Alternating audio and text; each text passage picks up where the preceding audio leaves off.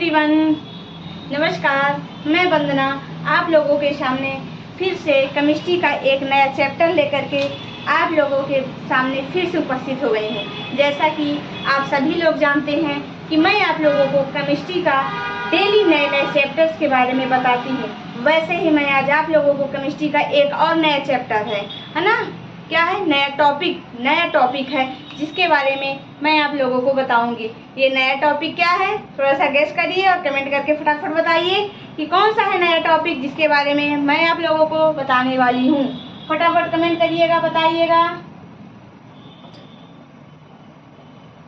Ppm का full form बताइए क्या है। पीपीएम का फुल फॉर्म क्या होता है? पीपीएम का फुल फॉर्म क्या होता है बताइएगा थोड़ा सा मुझे।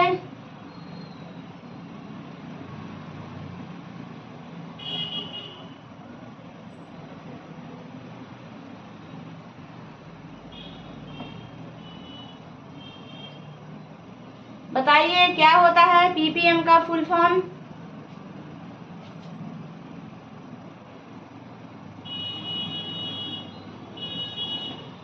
पीपीएम का फुल फॉर्म बता सकते हैं तो बताइए थोड़ा सा, और पीपीएम के बारे में बताइए कि पीपीएम क्या है। पहले आप हमको थोड़ा सा पीपीएम का फुल फॉर्म बता दीजिए।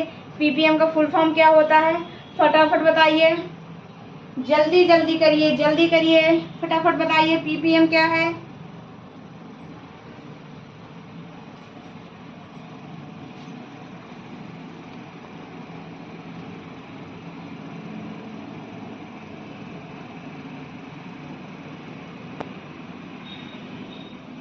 पीपीएम क्या है?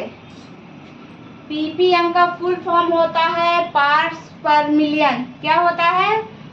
पार्ट्स प्रति मिलियन होता है। पीपीएम का फुल फॉर्म, पी का फुल फॉर्म है पार्ट्स, पी का मतलब है प्रति और एम का मतलब है मिलियन। क्या हुआ? पार्ट्स प्रति मिलियन।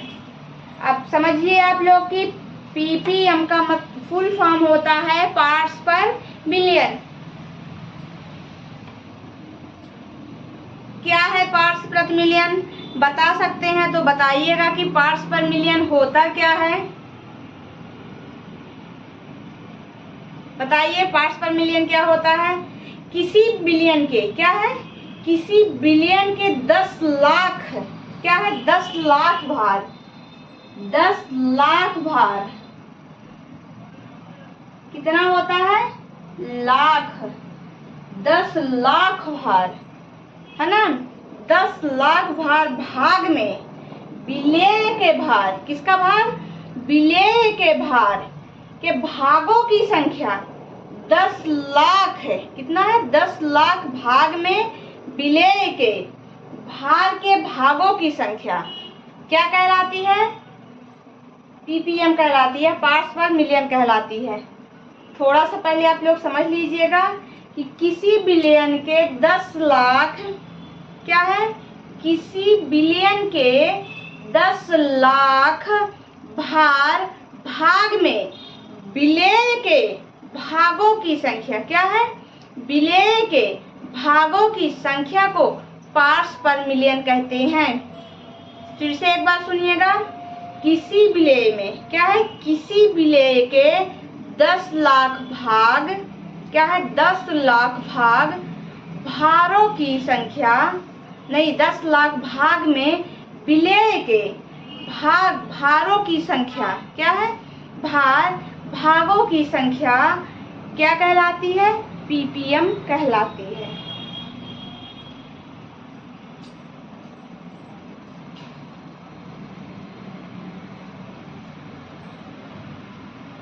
क्या कहलाती है? पीपीएम कहलाती है ना। किसी बिलियन के, क्या लिखेंगे हम लोग? किसी बिलियन के 10 लाख,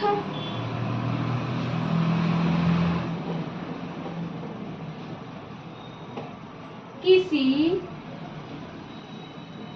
बिलियन के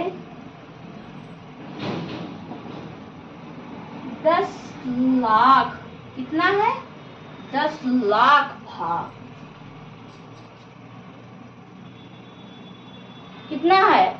10 लाख भार भाग में किसको खोल रहे हैं? विलेय के। किसके? विलेय के। विलेय के विलेय के भार के भागों की संख्या क्या है? भागों की संख्या क्या कहलाती है? पार्ट्स पर मिलियन, पीपीएम कहलाता है। क्या कहलाता है? पीपीएम कहलाता है। क्या कहलाता है? पीपीएम कहलाता है।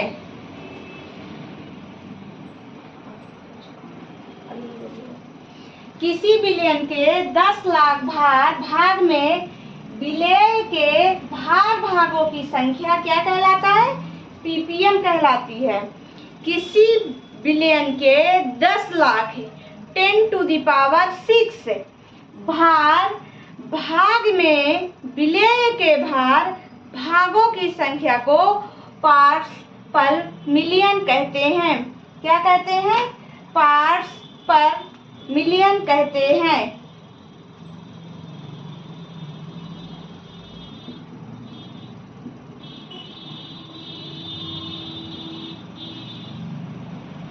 पीपीएम इक्वल टू विलेय का ग्राम में द्रव्यमान। किसमें द्रव्यमान इसका होता है? विलेय का जो द्रव्यमान होता है वो ग्राम में द्रव्यमान होता है। विलेय का द्रव्यमान किसमें है? ग्राम में। तो क्या लिखेंगे? विलेय का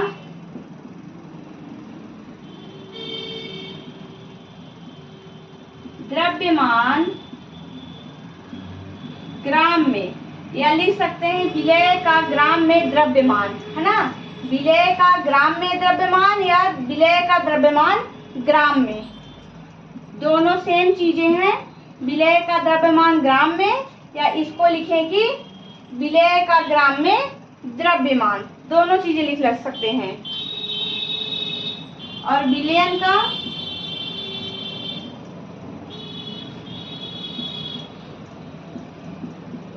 ग्राम में द्रव्यमान क्या है? विलयन का ग्राम में द्रव्यमान। ठीक है ना? पहले क्या है? विलेय का ग्राम में द्रव्यमान बटे क्या आता है? विलयन का ग्राम में द्रव्यमान आता है। पीपीएम क्या है? पार्ट्स पर मिलियन। क्या है? पार्ट्स पर मिलियन पीपीएम है। इसका फुल फॉर्म होता है ये पार्ट्स पर मिलियन। और पीपीएम की परिभाषा क्या है पार्ट्स पर मिलियन की? किसी बिलियन के 10 लाख भाग में विलेय के भागों की संख्या को क्या कहते हैं? पीपीएम। पीपीएम कहलाता है। फिर इसका फार्मूला क्या होता है? पीपीएम इक्वल टू विलेय का द्रव्यमान ग्राम में बटे विलयन का ग्राम में द्रव्यमान।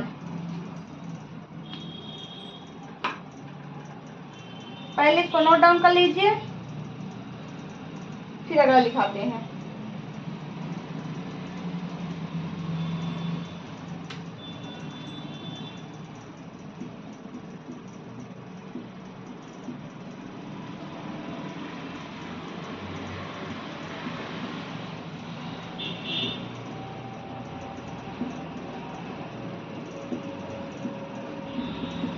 इसके बाद बताते हैं परासरण दाब क्या है।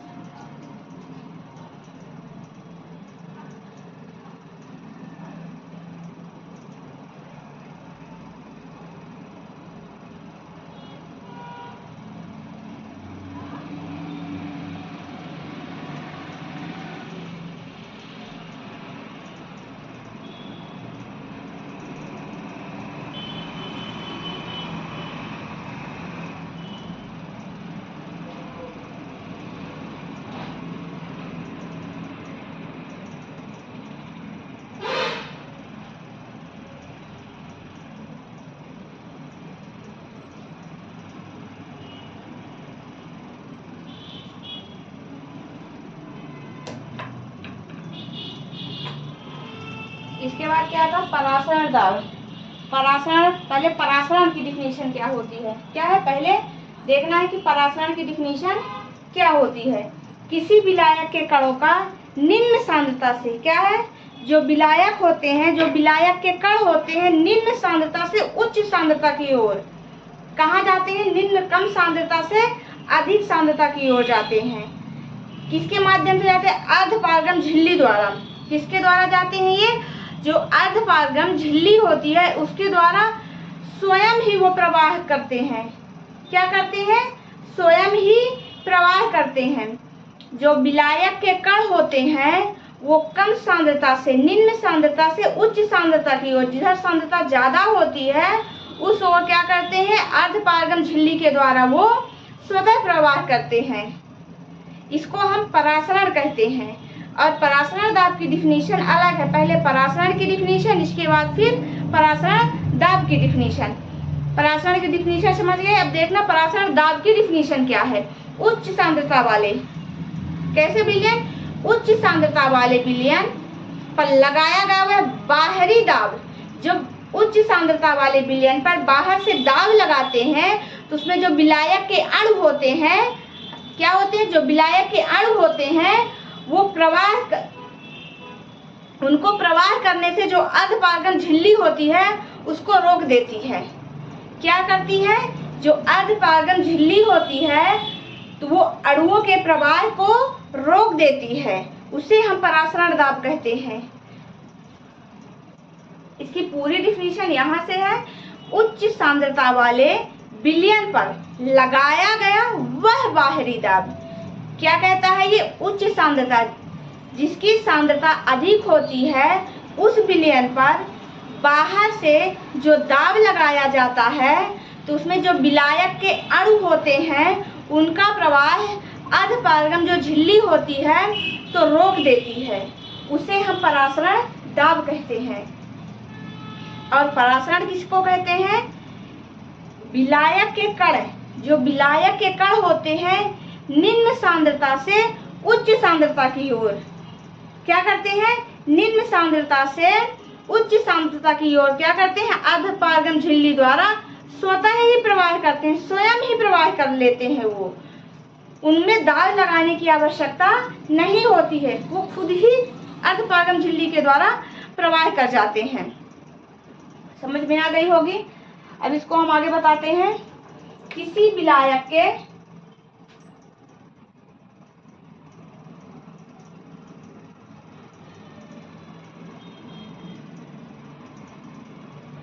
क्या है, किसी विलायक के कणों का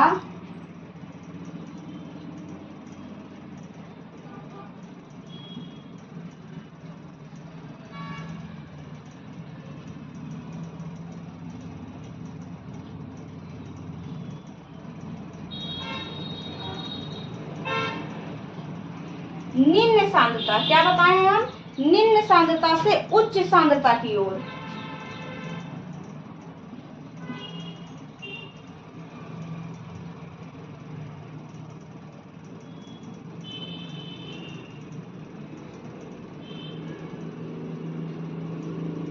क्या करता है ये, निम्न सांद्रता से उच्च सांद्रता की ओर अर्धपारगम झिल्ली द्वारा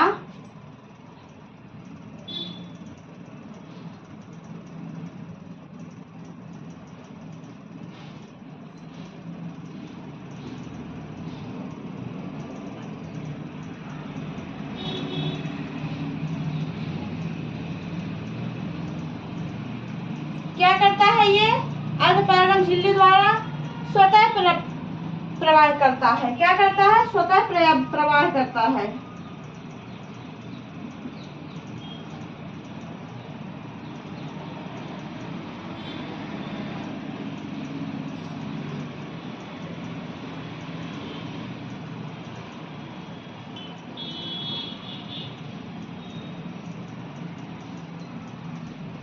परासरण और परासरण दाब दोनों की डिफिनीशन अलग अलग है। पहले परासरण की डिफिनीशन क्या होती है ये लिखना है, इसके बाद लिखना है कि परासरण दाब की डिफिनीशन क्या होती है।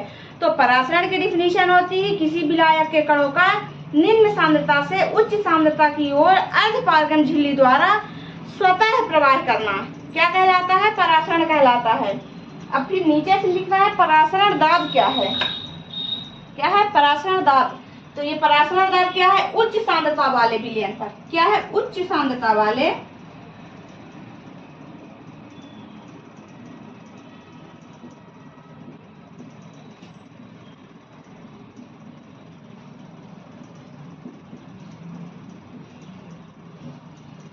डिफिनीशन दोनों एक साथ लिखनी पड़ेगी, परासरण और परासरण दाब की, अलग अलग नहीं।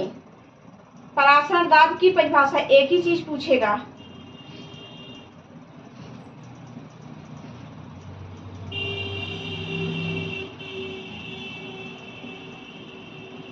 क्या है? उच्च सांद्रता वाले विलयन पर लगाया गया वह बाहरी दाब।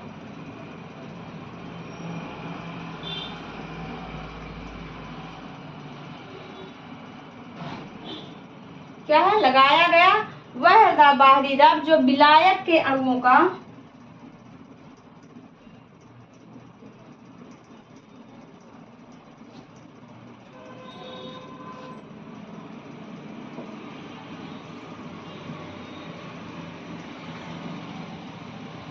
क्या करता है? विलायक के अणुओं का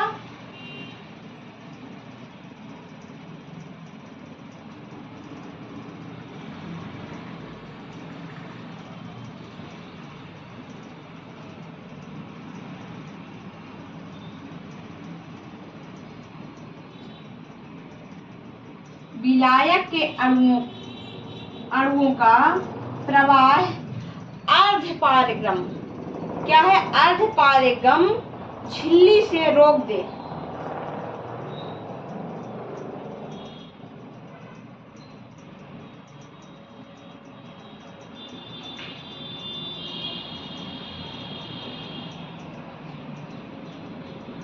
क्या करता है? ये झिल्ली से रोक दे।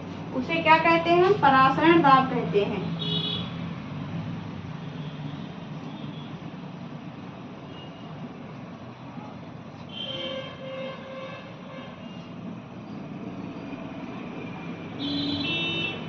उसे हम परासरण दाब कहते हैं। दोनों डिफिनेशन समझ में आ गई? मैं यहाँ पे थोड़ा सा समझाती हूँ। क्या करते हैं? ये हम अर्धपारगम झिल्ली लेते हैं। क्या किए हम? पारगम झिल्ली ले लिए।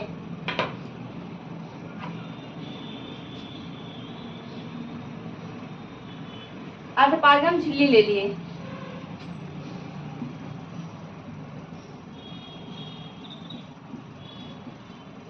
अब इधर क्या है? जो विलयन की सांद्रता है वो कम है, और इस साइड क्या है? ये विलयन की सांद्रता अधिक है। इधर क्या है? विलयन की सांद्रता कम है ना? विलयन की सांद्रता कम है, और इधर क्या है? अधिक है।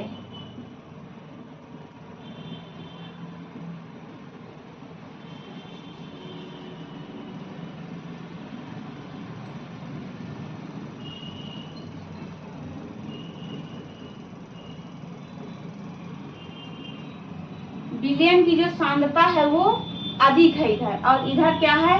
कम है। तो ये कहता है कि जो किसी विलायक के कण या कि विलायक के कण जो होते हैं वो निम्न सांद्रता से, मतलब इधर कम सांद्रता से उच्च सांद्रता की ओर किसके माध्यम से जाते हैं? अर्धपारगम झिल्ली के माध्यम से। किसके द्वारा जाते हैं? पारगम्य झिल्ली के माध्यम से ये स्वयं ही प्रवाह करने लगते हैं।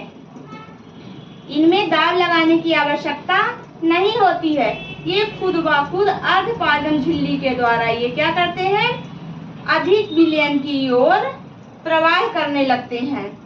जबकि उच्च सांद्रता वाले विलयन में क्या होता है?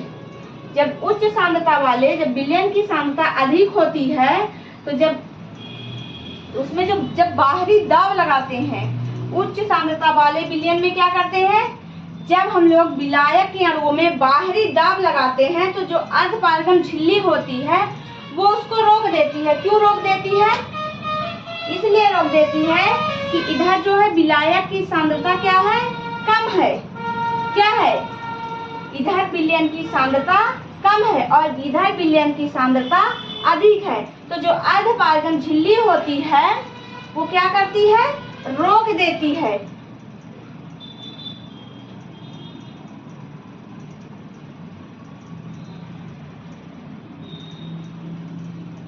यहां तक बात समझ में आ गई है? एक बार और समझ लेना।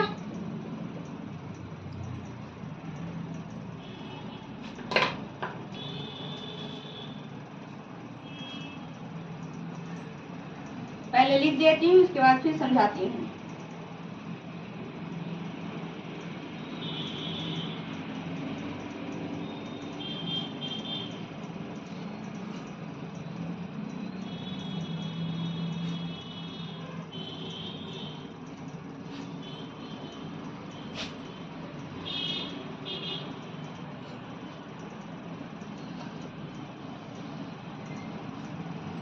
ये क्या है? ये है गैस समीकरण। क्या है? गैस समीकरण।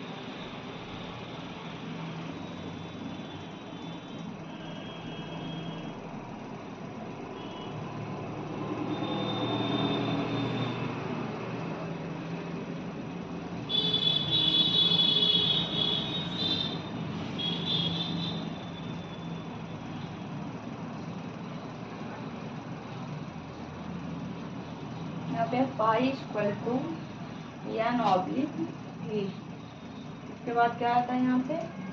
R T. आर टी को क्या कर देते हैं हम लोग? बाहर निकाल देते हैं।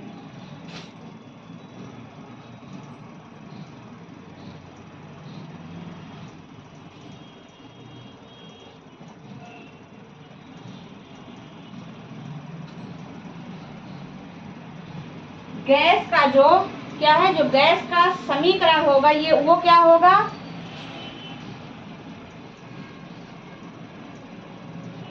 गैस का समीकरण क्या होगा?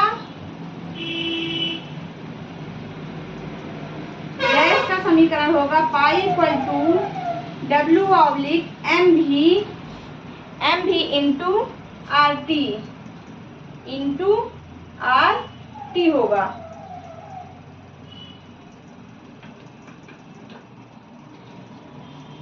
Into R T.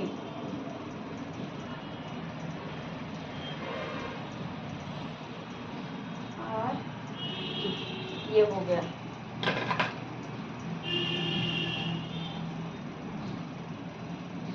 यहाँ तक आ गया समझ में?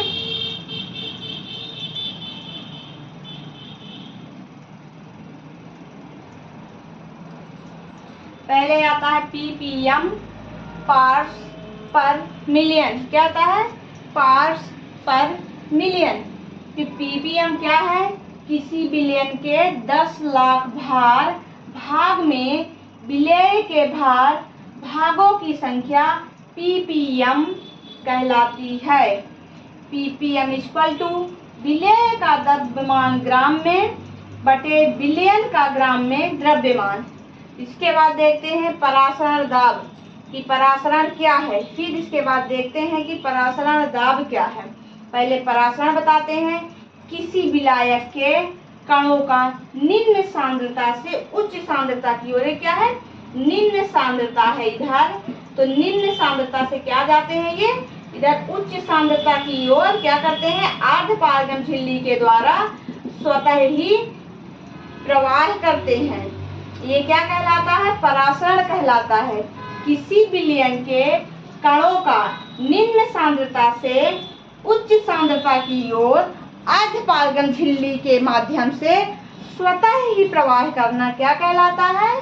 परासरण कहलाता है। एक बार फिर से देखना, किसी विलायक के कणों का, इसमें विलायक के यहाँ पे कण है, निम्न सांद्रता मतलब इधर की सांद्रता कम है, निम्न है, क्या करेंगी ये उच्च सांद्रता की ओर, जिधर सांद्रता उच्च होगी उधर अर्धपारगम झिल्ली के माध्यम से, ये अर्धपारगम झिल्ली है, अर्धपारगम झिल्ली के माध्यम से स्वतः ही प्रवाह कर रहे हैं। इसको क्या कहते हैं? परासरण कहते हैं। और देखना परासरण दाब क्या है। जब उच्च सांद्रता वाले विलयन पर क्या करते हैं? जस्ट अपोजिट हो रहा है। जो उच्च सांद्रता वाले विलयन हैं उनको क्या कर रहे हैं? हम बाहरी दाब लगा रहे हैं। भाई उच्च सांद्रता वाले जो विलयन हैं उनके कणों पर हम बाहरी दाब लगा रहे हैं, है ना। जो बाहरी दाब लगा रहे हैं, तो जो विलायक के अणु हैं उनका प्रवाह नहीं हो पाता है। उनका प्रवाह अर्धपारगम झिल्ली उनके परासरण को या उनके अणुओं को रोक देती है, प्रवाह नहीं होने देती है। जबकि निम्न सांद्रता से उच्च सांद्रता की ओर प्रवाह हो जाता है, लेकिन उच्च सांद्रता से निम्न सांद्रता की ओर प्रवाह नहीं हो पाता है। जो पारगम झिल्ली होती है वह इसके प्रवाह को रोक देती है। ये R=W/mv × RT, ये रहा इसका फॉर्मूला। ठीक है, धन्यवाद।